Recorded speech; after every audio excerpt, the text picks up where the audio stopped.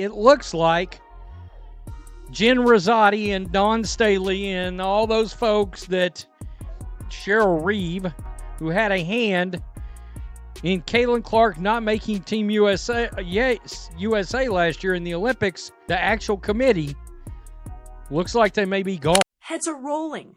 The most powerful people in women's basketball just got shown the door. And honestly, they had it coming.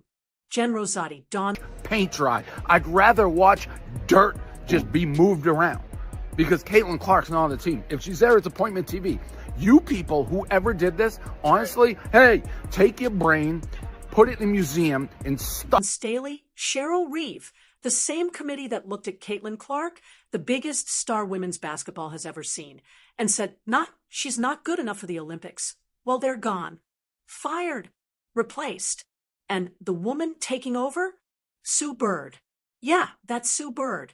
And if you think this is just some routine coaching change, you haven't been paying attention. This is a full-scale revolution, and it all started because they made one catastrophic mistake, leaving Caitlin Clark off Team USA. Let's be real for a second. When the Olympic roster dropped without Clark's name, Zudi and all of the hooligans associated in picking the USA basketball team, all of the hooligans, Cheryl Reeves included, so full of themselves, so bound by tribalism that they just couldn't look past their own nose. And at the end of the day, look at them now. Look at them now. The same fate as Cheryl Swoops calling those Dallas Wings games. Tell me when I'm on it, people lost their minds. Fans, analysts, even casual viewers who barely watch basketball couldn't believe what they were seeing. The most electric player in the game, the woman who single-handedly made the WNBA relevant to mainstream America, was watching the Olympics from her couch. And the people responsible? They thought they could get away with it. They thought their experience over star power excuse would fly. South Korea or Japan, holding up the Caitlin Clark sign. Team USA looked at that gentleman and said, $, $. These people over there in Japan, these people over there in South Korea, they're not paying for Team USA to come and watch hoop, but they'll pay for Caitlin Clark. In fact, they are so strong about voicing that they'll pay for Caitlin Clark, they'll come to the Olympic game holding a sign that says, Spoiler alert, it didn't. Now those same people are cleaning out their offices while Sue Bird steps in to fix the mess they created. This isn't just karma. This is a complete dismantling of the old guard. And honestly, it's about time. So how did we get here? How did the most marketable athlete in women's basketball history become the biggest snub in Olympic history? Well, it starts with the committee. Jen Rosati, the chair of the selection committee, came out and said they used basketball criteria alone. Experience mattered. International playing history mattered. That's where, how can they leave her once again? Everybody's, out to get her. But popularity, marketability, those didn't matter at all, according to her. And sure, that sounds noble on paper. But in reality, it was the dumbest decision anyone in sports management has made in years. Because here's the thing they didn't seem to understand. Caitlin Clark wasn't just popular. She was a phenomenon. She wasn't just good at basketball. She was transforming the entire sport. And they left her home. Now, the committee tried to justify it. They said Clark hadn't been to enough Team USA functions. They said veterans had earned the right to be there. They said she needed more experience. But let's talk about that for a second. Right out and said, I wouldn't have left Caitlin Clark off that team. And he even said, and several others said, women's basketball really dropped the ball on an opportunity to grow the women's game. Caitlin Clark played in the FIBA U19 tournament twice, won gold both times, was named tournament MVP. So this idea that she didn't have international experience? Complete nonsense. She had the credentials. She had the skills. She had the star power. And most importantly, she had something nobody else on that roster could offer, the ability to make people care. Because let's be honest, without Caitlin Clark, a lot of people didn't watch those Olympic Games. In fact, Some fans flat out said they'd rather watch paint dry than watch Team USA without her. Harsh? Maybe. But it speaks to how much legacy of Team USA women's basketball. How dare you make this decision? she means to the sport. And here's where it gets wild. During the Olympics, there were fans from South Korea and Japan holding up signs at the games begging for Caitlin Clark. Think about that. International fans, people who don't even live in the United States, were so invested in seeing her play that they brought signs to Olympic venues. They were willing to pay money, travel across the world, just to watch her. And Team USA looked at that and said, nope, we're good. The economic opportunity was staring them right in the face, and they ignored it. That's not just bad basketball management. That's bad business. And the numbers back it up. When Caitlin Clark entered the WNBA, everything changed. Every city, the Indiana Fever. You have arguably a player who is the most popular player in the world. Like, you could argue right now, Caitlin Clark is the most talked about, discussed, most popular, most puts asses in the seats, single basketball player in the world. You could argue that. Yeah, you could say maybe LeBron, Luka, whatever you want, but you can argue it. And you leave her off the Olympics team, it's not only a showcase for her, it's for the sport and the other WNBA players who are on this team. Visited saw ticket prices skyrocket. Teams that couldn't fill half their arenas suddenly had sold out crowds. Her opening game against the Connecticut Sun drew more viewers than any NBA playoff game that same weekend. Let that sink in. A WNBA rookie game outperformed the NBA playoffs. Her jersey became the best-selling jersey in WNBA history, and it wasn't even close. She smashed 62 records in her debut season. 62. This woman didn't just join the league. She rewrote the entire playbook. And somehow, the Olympic Committee looked at all of that and decided she wasn't worth a spot on the roster. The backlash was immediate. NBA Commissioner Adam Silver came out and publicly said he wouldn't have left Clark off the team. He even went further, saying that women's basketball dropped the games last year.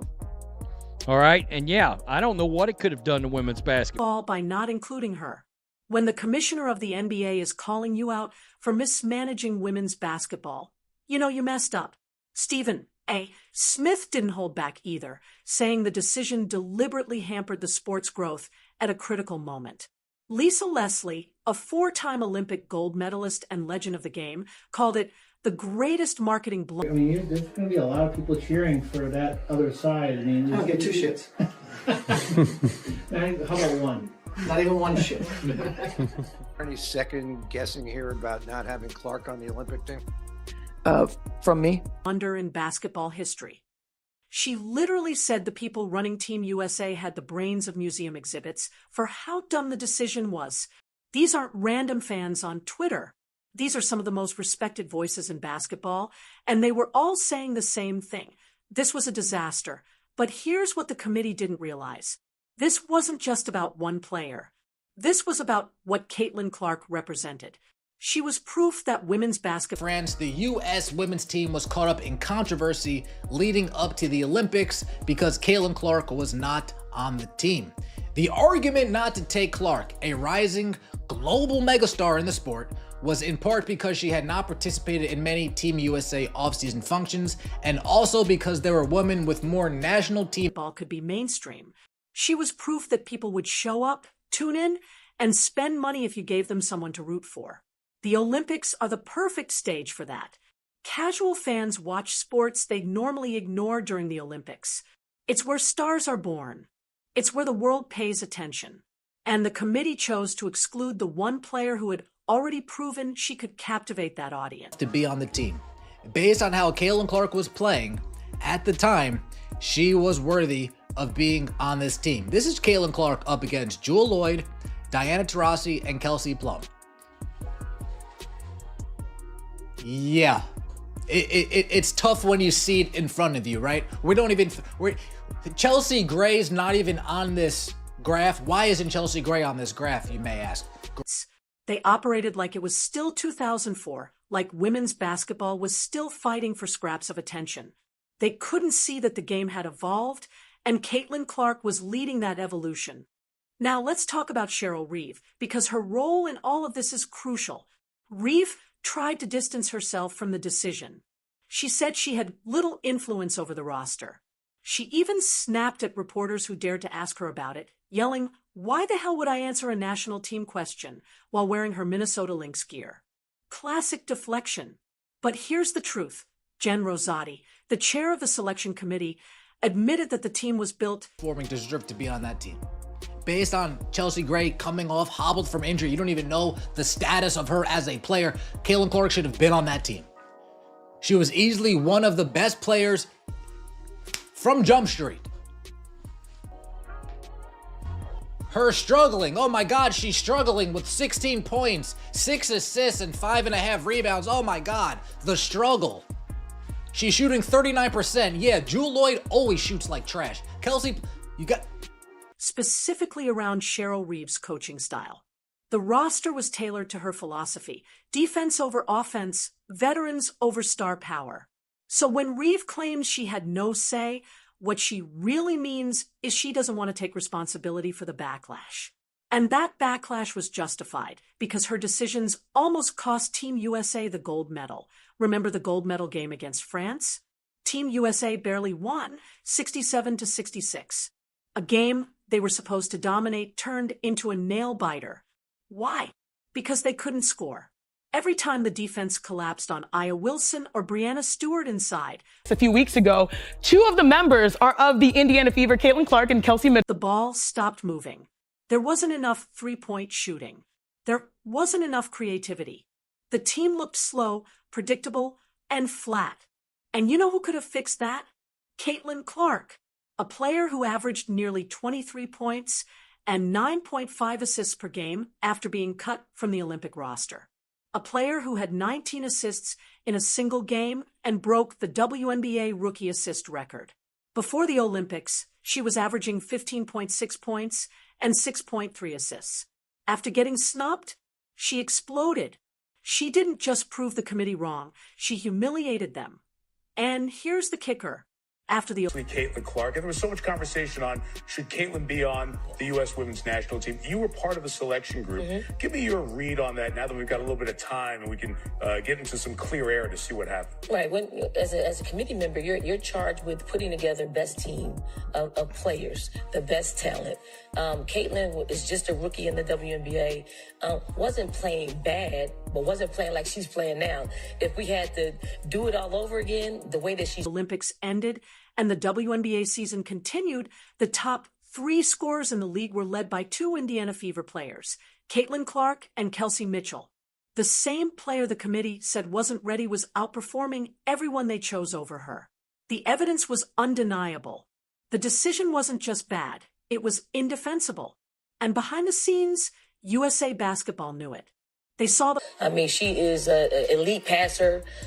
If we were playing how she's playing now, she would be in high consideration. They can't even admit to themselves. If she was playing how she's playing now, yeah, she would definitely be on the team. We could have had our cake and eat it too. We got Kobe and LeBron on the same team. Public outcry. They saw the close call in the gold medal game. They realized that holding on to the old system, the old way of doing things, was going to destroy the program's credibility. Something had to change, and change it did.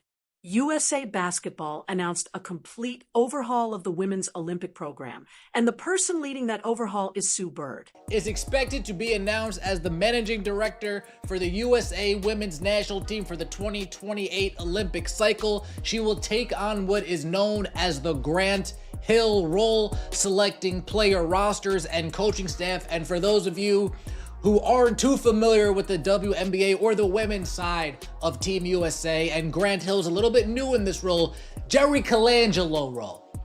Jerry Colangelo, the godfather of Team USA basketball from 2000. Not as a consultant, not as an advisor, as the managing director of the women's national team, with full authority over coaching decisions and player selection.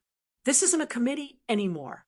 This is one person, one legend making the calls, and it's modeled directly after how Grant Hill runs the men's program. No more behind closed-door debates. No more finger-pointing when things go wrong.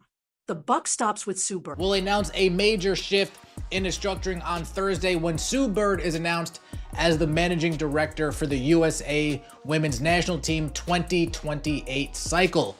Her hiring is a departure from a long-standing structure of using a committee to select players and coaches for national team rosters and comes on the heels. And honestly, that's exactly what this program needed. Sue Bird is the perfect person for this job. And here's why. She's a 5-time Olympic gold medalist, a 4-time WNBA champion. She's played with or against almost every star in the league. She knows who works well together. She knows who steps up under pressure. She knows who brings energy and who folds when it matters. That kind of knowledge is invaluable when you're putting together an Olympic roster. But more opportunities for women grow in the sport and in marketing, USA Basketball wanted to make sure it was doing everything possible to ensure the allure of playing major international events remained strong, and a phone call from Bird is going to go a long way with players. One source. In that, Sue Bird understands the business side of basketball. She knows what sells tickets. She knows what grows the game. And she's been a vocal supporter of Caitlin Clark from the beginning. When other people were tearing Clark down, Bird was lifting her up. She recognized Clark's unique appeal, specifically her long-range shooting, saying, "We finally found a cure for dunking." She understood that Clark wasn't just breaking records. She was breaking barriers, changing how people viewed women's basketball. And that's the key difference. Sue Bird doesn't just care about winning gold medals. She cares about growing the sport. She understands that the Olympics are about more than the final score. They're about introducing the game to millions of casual viewers who might become lifelong fans. She gets that is taking over as managing director of USA Basketball.